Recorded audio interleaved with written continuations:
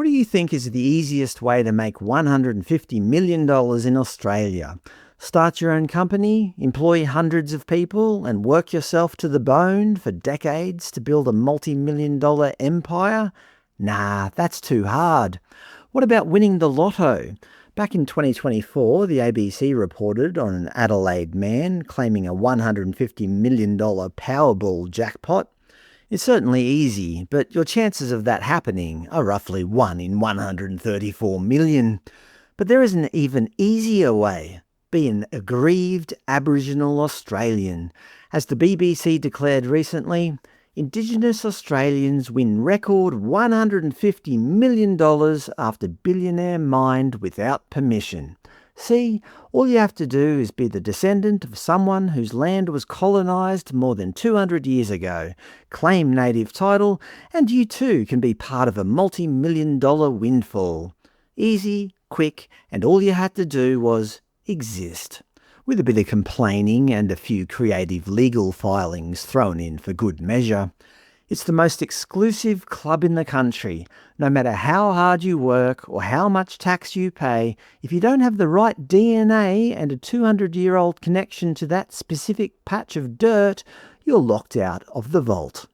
According to news reports, since 2013, Andrew Forrest's mining company, Fortescue, has generated billions of dollars in revenue by extracting iron ore from Yindjibarndi land in the mineral-rich Pilbara region of Western Australia. But it wasn't until 2017 that the Yindjibarndi people were actually granted native title. The headlines read, Yindjibarndi celebrate rights win on country, after the Yindjibarndi Ngurra Aboriginal Corporation was granted exclusive native title rights over a 2,700 square kilometre area of the Pilbara. So, $150 million, not bad for a trip to the federal court. Well, a number of people aren't happy with that figure. According to the BBC, the Yindjibarndi Group had sought $1.8 billion in compensation, a figure representing a percentage of the production value of the mines to compensate them for the loss of around 250 cultural sites and their cultural connection to the land. Acknowledging that the Yindjibarndi had a deep and visceral connection to their country which affected all aspects of their lives, Federal Court Justice Stephen Burley found Fortescue liable for economic loss valued at just $150,000, but cultural loss valued at $150 million. But even that wasn't enough.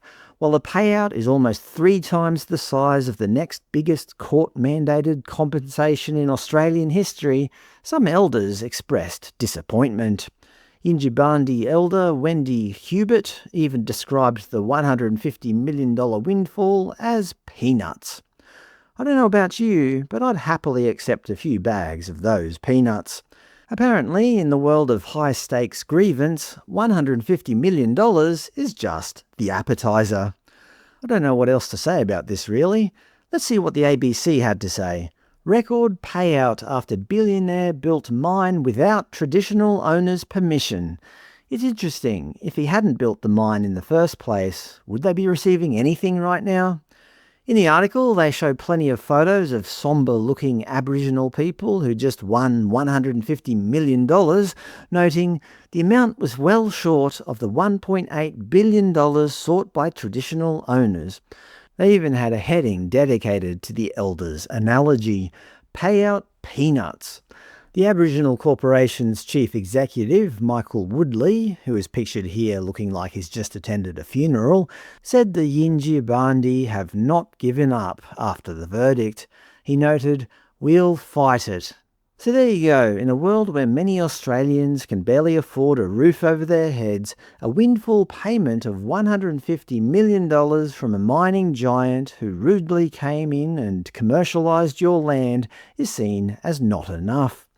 Although it is the biggest native title payment in Australian history, in the world of modern grievance and victimhood, sadly, it's only seen as a big fat bag of salty peanuts.